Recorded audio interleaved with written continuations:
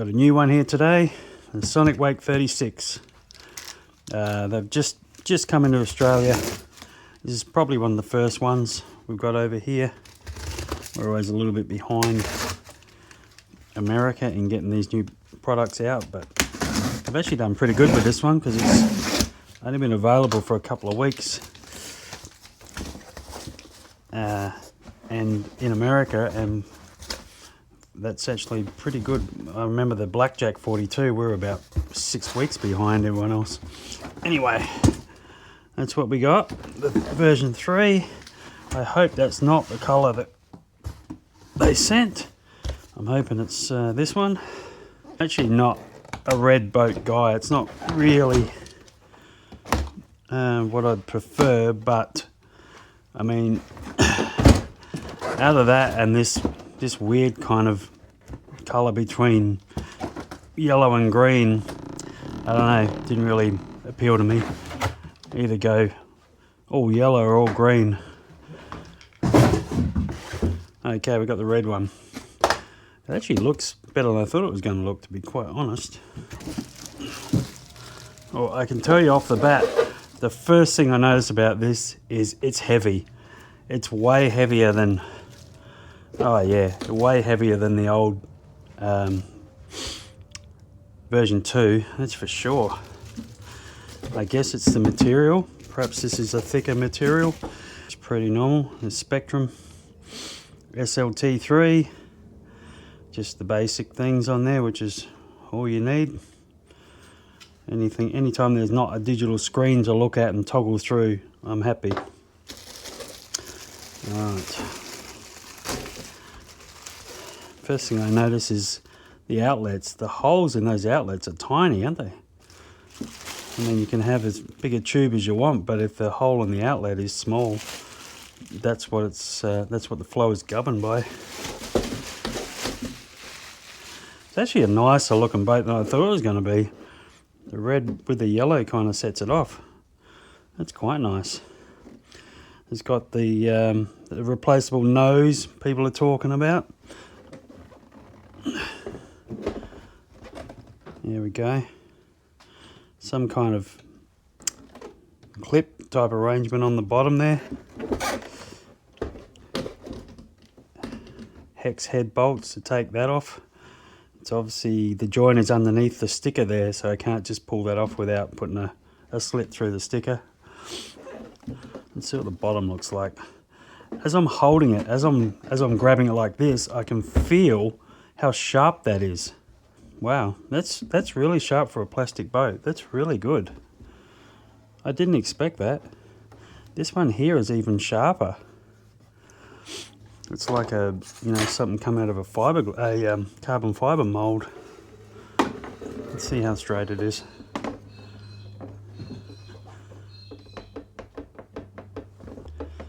Okay, well, maybe I'm being too fussy. Nope, it kind of goes in there. Yeah.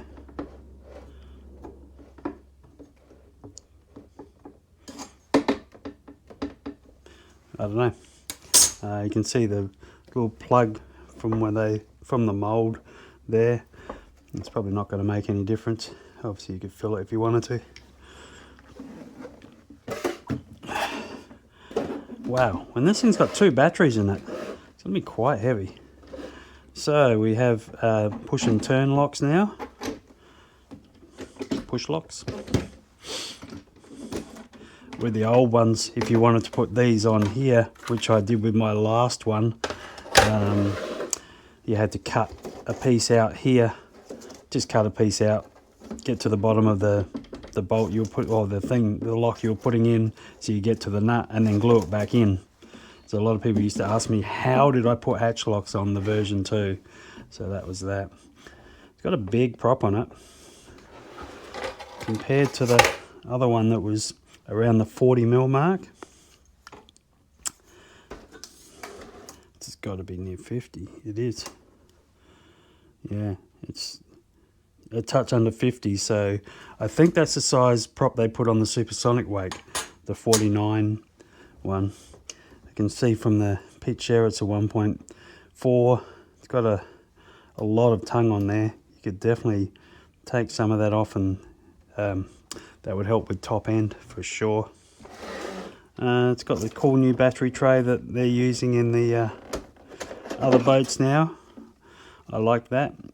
They're not, I mean, in a crash that they can let go. So like I did on my video the other day on the Blackjack 42, I replaced the thing and put, you know, actual carbon fiber trays in there. Pretty simple to do. Looks like the adjustment is, you can adjust it in 2 places. Got the bolts here, so all this could be moved forward. You would think, seeing they set it like that from factory, that's probably going to be the best position to run it in with everything stock. If you're running a standard prop, if you're running their batteries, which are 5,000 milliamps, I believe, that's probably the ideal place to run it. There, I do like that, but until the thing flies off, then it's not so good. It's got the 8S capable speed controller like in the other boats, in the bigger boats. And this is a 40mm motor. I can see we got 1350 kV, so it's ideal for 8S. Perfect. Whenever I build an 8S boat, I'll always use a 1400 kV motor. So yeah, this is good. I think with that almost 50mm prop, that's actually a pretty good combination for 8S. If you're going to run that on 6S, you'd put a 55 on there and it would be almost as fast as like this. And this little cover here, wow, that's your little grease cover. No more mucking around with the body clip now. That's actually really good, and it's strong too. That's actually not going to fall off. You gotta like that. Waterproof radio box, some silicone on there to keep it sealed. And these are cool, aren't they? You just plug the battery, just push the battery into there, or the plug into there. Always like that without the things floating around. That is good. Stuff on the back. I might get one of our kits and compare the rudder to the length of this. This looks like could be longer. I'll go and get a kit and we'll have a look. So going to get these, I told the guys what I was doing and they've all come out and had a look. Everybody really likes it. Brock noticed that the actual hull itself is red. It's not just a sticker on the outside, which I didn't really notice. And when the other guys noticed there's no webbing in there anymore. There's this here for strength and nothing else. It does seem pretty strong though. Like I can flex it a little bit, but it does seem quite strong. Apparently, I don't really surf YouTube like for other people's videos, but apparently these noses are coming off. A lot of people are saying it in the pro boat group that we run.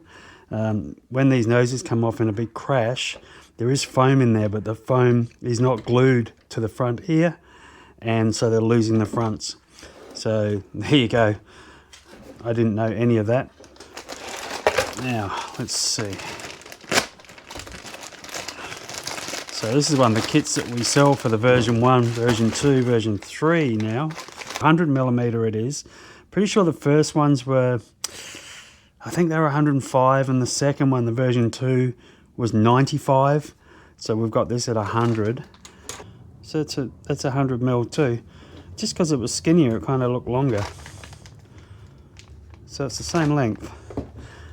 Ours is wider, but yeah, the length is the same, but ours is wider. So it will turn better. It's got 2 inlets and a pickup on, or kind of a feed into the hole on each side. Ours do it a little bit different, where we've actually got 4 pickups. You can see that's the highest one on this side, and if you leave your finger there, the highest one on that side is there. So there are actually 4 completely different holes going into there, rather than being like that. I can see straight away they're still using the same bracket on here as they did on the old boat. Ours is much thicker. I'm sure people are going to be crashing these things and bending this and bending that, so that's going to be an advantage there. Are they a kickback? They are. So it's got like ours has now. Who knows? Maybe they've copied this, where this part here will kick back if you hit something. They used to use the bolt, the plastic bolt that would break off. Trim tabs. I'm not sure. I can't remember if that's how the old ones were on the version 2. Probably were. I mean, I will put this kit on this after I run it. After we take it out and see what it does. Okay, the length of their trim tabs is the same as ours.